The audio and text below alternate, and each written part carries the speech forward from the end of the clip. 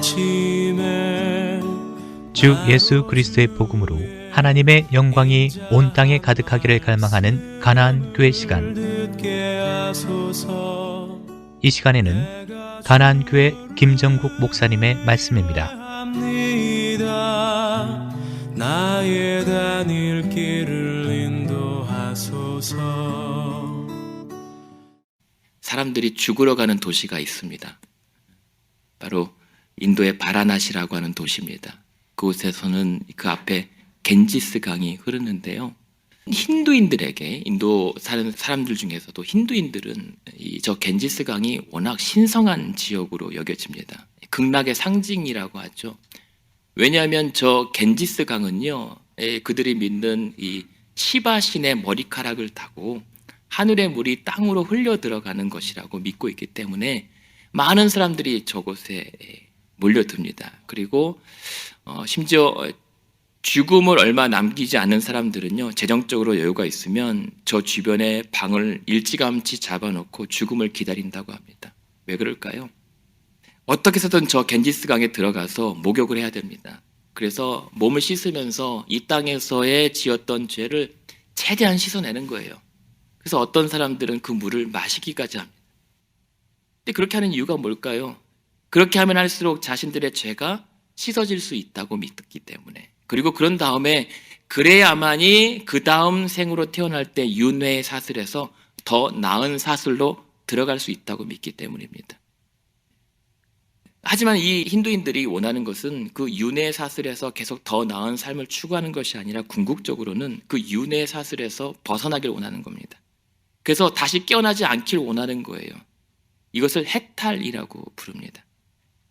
근데 그래서 해탈의 경지에 들어가면 없지만 있는 상태, 있지만 없는 상태, 없지만 있는 상태, 그 온전한 무의 상태로 들어가길 원합니다. 그게 가장 큰 복이에요. 적어도 제가 이해하는 바가 맞다면, 다 알 수는 없지만요, 그렇다면 이분들은 죽음에서 깨어나지 않는 것이 복으로 간주하는 것입니다. 하지만 우리 기독교 신앙은 정반대입니다. 사실은 우리 기독교는 우리 인간의 공로와 노력이 아니라 무엇으로 말미암아 죄가 사해지죠? 오직 예수 그리스도께서, 예수님께서 나의 죄를 위해서 그 십자가에서 죽으심으로 말미암아 값을 치러주셔야만이, 그리고 그분을 믿어야만이, 그분의 이름으로 회개해야만이 우리의 죄가 사해지는 줄로 믿고 있습니다. 여러분, 여러분의 죄는 오직 예수님의 이름으로만 제사함 받을 수가 있습니다. 그래서 우리는 그분만 믿으면 죽음 대신 무엇입니까? 죽음에서 깨어나 영생을 얻는 자입니다. 우리는 그것을 구원이라고 얘기해요. 그래서 우리는 예수님께서 죽음으로 끝나지 않고, 죄사함으로 끝나지 않고 그 죽음에서 깨어나 부활하신 것이 우리에게는 가장 큰 복입니다. 왜냐하면 우리도 그와 같이 부활할 것이기 때문입니다. 아쉽지만 우리 모두는 죽습니다. 아무리 요즘 세대가 죽음을 미워하고 포장해도 죽음은 죽음일 뿐이에요. 죽음은 끝이고 멸망입니다. 그래서 이 죽음과 이 사후의 모든 문제는 우리 기독교인만이 아니라 모든 이 땅의 인류가 고민하는 문제입니다. 그런데요, 그거 아십니까? 그 죽음의 문제, 그 사후의 문제를 우리 기독교만이 그 해답을 가지고 있습니다. 우리 기독교만이 그 죽음의 문제를 해결한 신앙이에요. 여러분, 예수님 믿으면 우리는 영생을 얻습니다. 믿으십니까? 이 아침에 그 고백이 있기 원합니다. 확신이 있기 원합니다. 그런데 여러분, 우리가 그 영생을 얻기 위해 믿는 게 아니에요. 우리가 왜 예수님을 믿죠? 그 예수님을 믿는 것이야말로 하나님 창조의 목적을 회복하는 길이기 때문입니다. 하나님 창조의 목적이 무엇입니까? 처음 우리를 지으시고 보시기에 좋았던 상태, 그 하나님의 영광을 영화롭게 하고 즐거워하는 상태로 살 수 있는 길이 예수 그리스도를 믿는 것이기 때문입니다. 그리고 그럴 때에, 그 창조의 목적을 회복할 때에 영생은 따라오는 거예요. 그래서 예수님의 이 부활로 인하여 우리에게 보여주신 것은 뭐냐면, 그런 우리의 연약한 인생을 지배하던 죽음의 우상화가 끝이 난 겁니다. 죽음의 우상화요. 근데 죽음이 마치 우리의 신이 되어버려요. 죽을까 봐 아무것도 못합니다. 하나님보다 더 두려운 게 죽음이 되어버렸습니다. 그게 죽음의 우상화라는 거예요. 그러나 우리는 그 예수님의 부활 때문에 그 죽음의 우상화가 끝이 납니다. 더 이상 사망이 우리를 괴롭히지 못해요. 사실 인간은 우리가 태어나면서부터 이미 삶과 동시에 죽음은 늘 우리 곁에 있습니다. 하지만 잘 생각해 보시면요, 우리 믿는 자들에게, 모든 사람들에게는 이 죽음의 현존이야말로 우리의 삶을 정말 올바르게 바라보게 해주는 도움의 수단이에요. 그래서 C.S. 루이스라고 하는 신학자는요, 이런 말을 해요. 우리 인생이라는 게임에 죽음이라는 판돈이 걸려 있다는 것을 자각하면 우리의 삶의 자세는 엄청나게 달라질 것이라고. 성경에는 죽음의 종류를 3가지로 구분합니다. 첫 번째는 무슨 죽음이 있죠? 육적인 죽음이 있습니다. 두 번째는요, 어떤 죽음이 있습니까? 영적인 죽음이 있습니다. 세 번째는 어떤 죽음이 있을까요? 영원한 죽음이 있습니다. 애석하게도 우리는 스스로 죽음을 극복할 수 있는 방법이 없습니다. 우리 스스로는 죄인의 죽음으로 죄의 문제를 해결할 수는 없잖아요.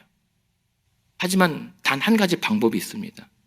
오직 죄 없으신 예수 그리스도께서 나를 위하여 대신 죽으심으로 말미암아, 그리고 그분을 믿는 것으로 말미암아 우리는 그 죽음의 문제를 극복할 수가 있어요.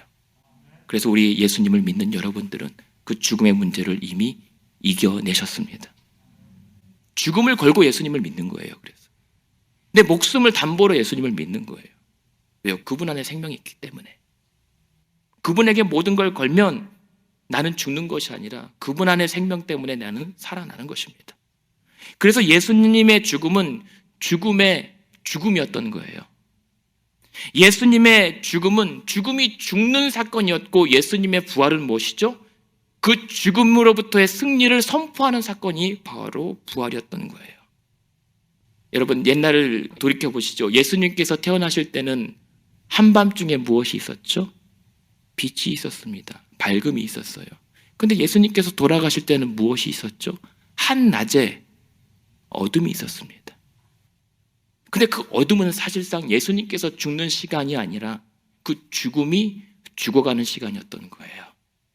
이때를 기점으로 이제요, 우리 인생이 바뀌게 됩니다. 예전엔 죽음이 끝이라고 생각했던 그 삶과 죽음의 명확했던 경계가 흔들립니다. 예수님의 십자가의 죽으심으로. 그리고 예수님의 부활하심으로 말미암아 삶과 죽음의 경계가 완전히 무너져 버렸어요.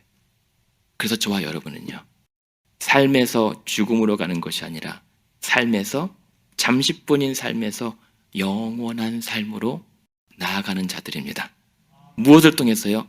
죽음이라고 하는 문을 열고 나가면 우리에게는 바로 진정한 미래가 우리 앞에 펼쳐져 있습니다.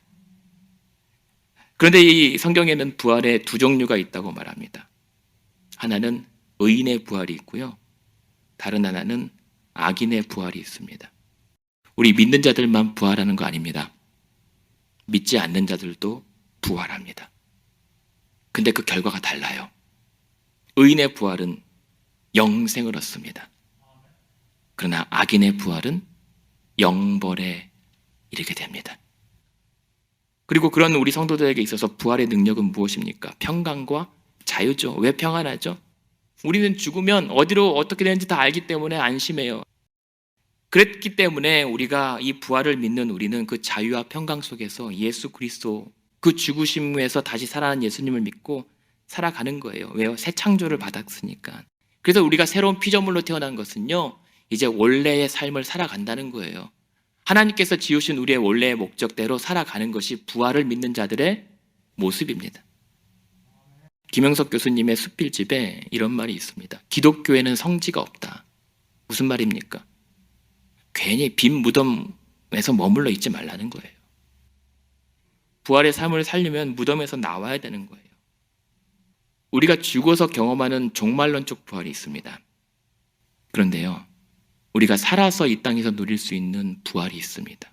그 부활의 능력이 있습니다. 그것을 실존적 부활이라고 합니다.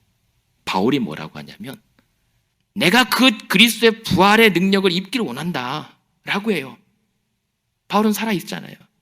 그런데 바울이 그 부활의 능력을 입기 위해서 추구했고 순종했던 것은 무엇인 줄 아십니까? 그의 죽으심을 본받을 때에 부활의 능력을 입게 되었다라고 고백해요. 여러분, 그것이 실존적 부활입니다. 이 땅에 살면서 우리가 부활의 능력을 얻길 원하잖아요.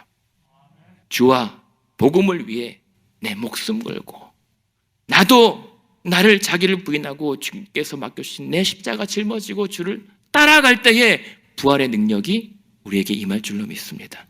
그것이 바울이 경험했던 능력이에요. 부활의 능력이에요. 그것이 실존적 부활입니다.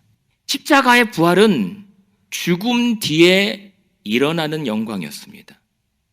No cross, no crown이라는 말이 있잖아요. 십자가가 없으면 면류관도 없었던 겁니다. 그래서 그럴 때 우리가 항상 예수의 죽으심을 내 몸에 짊어지면 무엇이 나타나죠? 예수의 생명이 우리 가운데 나타나게 되는 것입니다. 부활하신 예수님의 몸에는요, 그 십자가에서 생기신 상처가 그대로 있었어요. 그죠? 근데 그것이 무엇이 됐죠? 예수님의 부활의 영광스러운 증거가 되었습니다. 그처럼 저와 여러분도 마찬가지로요, 각자에게 맡겨주신 그 십자가를 지고 가다 행여라도 상처가 생기셨다면, 남으셨다면, 그것은 우리가 장차 부활할 때 예수님 앞에 나가서 예수님, 나도 여기 흔적 생겼다고 자랑할 수 있는 증거가 되길 원합니다. 여러분, 우리 주님 만나러 가는데 적어도 최소한 뭐 하나 가지고 가야 되잖아요. 그렇게 예수님은 우리를 십자가로 부르셨어요. 우리를 그 십자가는 파괴나 포기나 절망이 아니라 구원과 생명과 영광의 찬송 가운데로 부르신 거예요. 거기가 십자가 밑입니다. 이렇게 여러분들에게 오늘도 부활주의 능력과 또 소망과 확신 가운데 승리하는 저 여러분 되시길 주님의 이름으로 축원드립니다.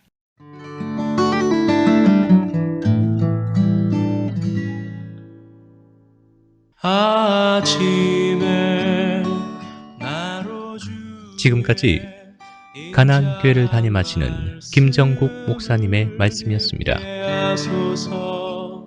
가나안교회는 1255 밀워키 애비뉴 글렌비에 위치해 있으며 신앙상담이나 교회 관한 자세한 문의는 전화 224-735-2346 735-2346번으로 연락주시기 바랍니다.